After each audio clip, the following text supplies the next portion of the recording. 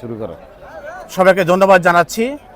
আজকে মহান স্বাধীনতা দিবস এবং জাতীয় দিবস।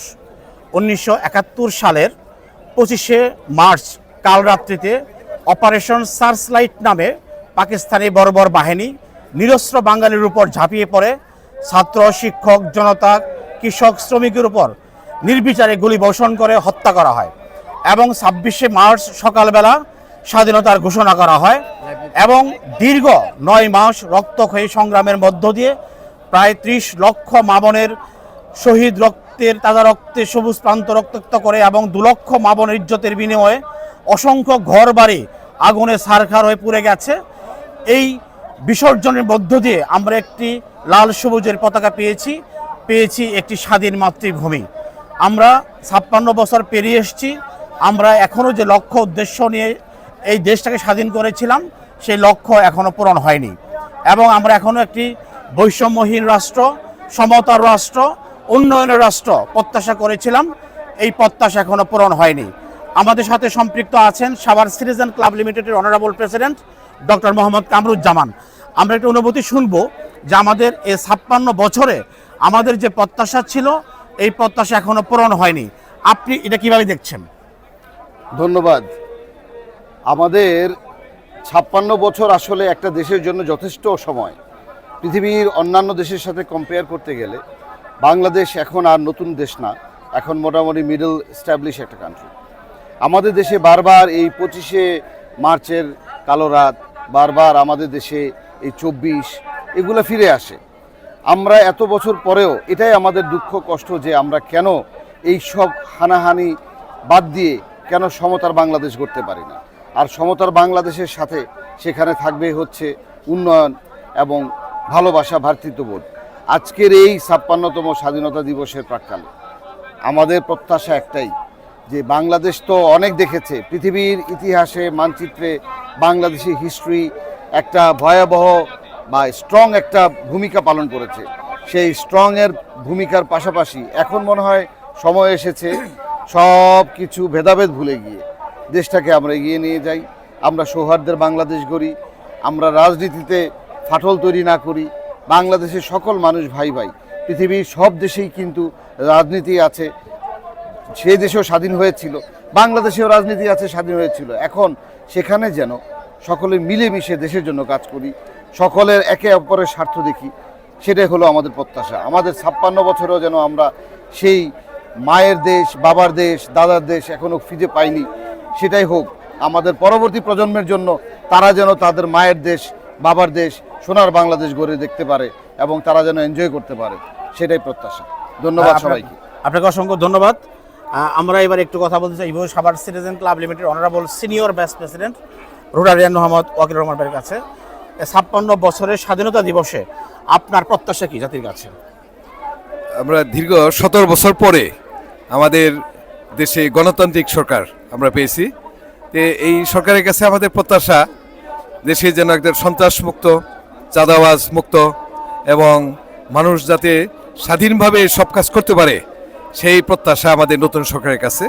আজকে 56 বছর আমরা নতুনভাবে এই দেশের স্বাধীনতা দিবস উপলক্ষে আমরা পালন করতেছি।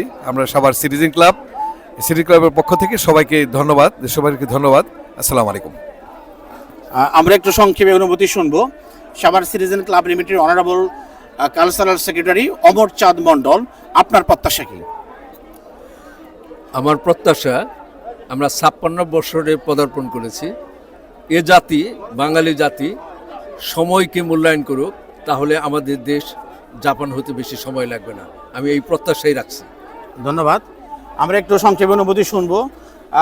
আপনার 56 বছরে আপনার অনুভূতি কি? আমাদের সালামু আলাইকুম রহমতুল্লাহ। আজকের 55 বছর পার হয়ে 56তে পদার্পণ করছি আমরা। আমাদের দেশের অনেকেই অনেক রকম ত্যাগ তিতিক্ষা, জুলুম নির্যাতনের শিকার ছিলাম।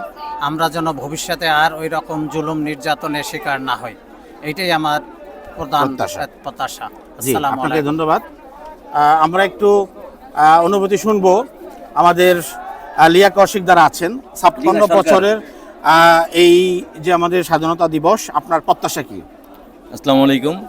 আমি যখন যুদ্ধ হয় তখন হয়তো আমি ছিলাম না, কিন্তু আমি তার ইতিহাস জানি। যে ইতিহাস থেকে জানতে পারি, এতটুকু জানতে পারি যে আমাদের যে বর্বর রচিত যে হত্যাকাণ্ড আমাদের উপর চালানো হয়েছে 25 মার্চ রাত্রে, তার জন্য আমরা মন থেকে ঘৃণা প্রকাশ করি এই হানাদারদের উপরে। এমনকি তাদের যে আত্মত্যাগের বিনিময়ে আমরা যে স্বাধীনতা পেয়েছি, যার জন্য আমরা গর্বিত, এবং কি তাদের প্রতি চির কৃতজ্ঞতা প্রকাশ করছি। এই বলে আমার বক্তব্য শেষ করছি। জি, ধন্যবাদ। আমরা একটু অনুভূতি শুনবো। আমাদের ডাব্লিউবি ফাউন্ডেশনের একজন নারী উদ্যোক্তা আছেন, ইফফাত মৃত্তিকা। স্বাধীনতা দিবসে আপনার প্রত্যাশা কি জাতির কাছে? স্বাধীনতা দিবসে আমার প্রত্যাশা হচ্ছে আমাদের বাংলাদেশকে সুন্দরভাবে দেখব এবং একটা সফল রাষ্ট্র হিসেবে দেখতে চাই। জি, থ্যাংক ইউ ভেরি মাচ। আমরা একটু অনুভূতি শুনবো। একজন নারী উদ্যোক্তা আছেন, আপনার প্রত্যাশা কি? প্রত্যাশা আমরা ভালো কিছু চাই, সোনার বাংলাদেশে স্বাধীনভাবে ঘুরতে চাই, আমরা মুক্ত আকাশে উঠতে চাই। আমরা এই 25শে কালো রাত চাই না আর আমাদের জীবনে, যে বারবার 25শে কালো রাত ফিরে আসবে, হাদি মুগ্ধ, তারপরে হচ্ছে সাইদ ভাইয়ের মতো জীবন চলে যাবে, এগুলো আমরা চাই না। আমরা চাই না, আমরা সুন্দর চাই। আমরা সবাই মিলে সমস্ত বর্বরতা ভেদাভেদ ভুলে আমরা একই আকাশে সবাই মুক্ত বাতাসে পাখির মতো উঠতে চাই। এগুলো আমাদের দেশ থেকে উঠে যাক, এই বৈষম্য আমরা সবাই মিলে কাঁধে কাঁধ মিলে আবার সুন্দরভাবে বাঁচতে চাই, চলতে চাই। জি, আপনাকে ধন্যবাদ। এই আপনার প্রত্যাশা কি? আমাদের প্রত্যাশা নতুন বাংলাদেশ এখন আমরা আবার পেয়েছি, আর নতুনভাবে সবাই পথ চলুক, আর বিশেষ করে নারীরা বাইরে আসুক, নারীরা হলো ভালোভাবে থাকতে পারুক, নারীদের অধিকার বুঝতে পারুক। জি, ধন্যবাদ। তো আমরা কথা বলছিলাম আমাদের যারা নারী উদ্যোক্তা আছে এবং Savar citizen club limited honourable মেম্বাররা আছেন, তাদের কথা বলছিলাম। আপনার অনুভূতি কি? আমার অনুভূতি হচ্ছে যে বাংলাদেশ 55 বছর পরে 56 একটা অনেক আমরা একটা স্বাধীনভাবে একটা আমরা যে চলাফেরা করতে পারতেছি, এটা আজকে আমার কাছে খুব একটা ভালো একটাই মনে হচ্ছে যে কোনো এই শহীদ স্মৃতি সদে আসে খুব একটা ভালো একটা অনুভূতি প্রকাশ করতেছি। জি, ধন্যবাদ আপনাকে। আমরা একটু আসবো, আমাদের একজন মেম্বার আছেন, আপনার অনুভূতি কি? আসসালামু আলাইকুম। দীর্ঘ 17 বছর আমরা যে একটা চাপের ভিতরে ছিলাম, এখন আমাদের দেশ স্বাধীন হয়েছে, আমরা স্বাধীনভাবে চলাফেরা করতে পারি। সেই জন্য সরকারের কাছে বা আমাদের থেকে অনেক ধন্যবাদ। জি, আপনার প্রত্যাশা কি স্বাধীনতা দিবসে?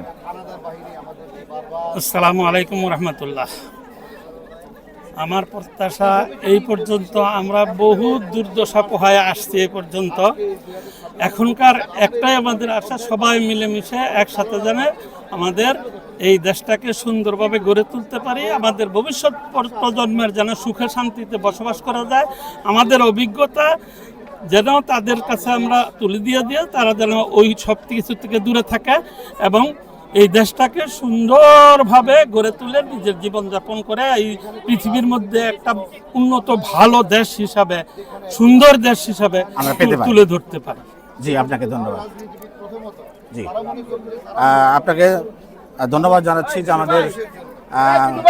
আমাদের আরেকজন আছেন। আমাদের আপনার প্রত্যাশা কি? আমার প্রত্যাশা হচ্ছে আমি এসছি ডাব্লিউবি ফাউন্ডেশন থেকে, আমরা সবাই এই শহীদদের প্রতি বিনম্র শ্রদ্ধা জানাতে, আগামী দিনগুলো যাতে আমরা আবার এখানে আসতে পারি, তাদের স্মরণ করতে পারি, ফুল দিতে পারি, আমাদের দেশ যাতে ভালো সামনের দিকে এগিয়ে যায়, রাষ্ট্রে যাতে ভালো কাজ হয়, এটাই আমাদের প্রত্যাশা। মেন প্রত্যাশা। ধন্যবাদ। মেন প্রত্যাশা সবাই আমরা মিলেমিশে চলতে পারি, সেটাই। Thank you. জি, আপনাকে ধন্যবাদ। আমাদের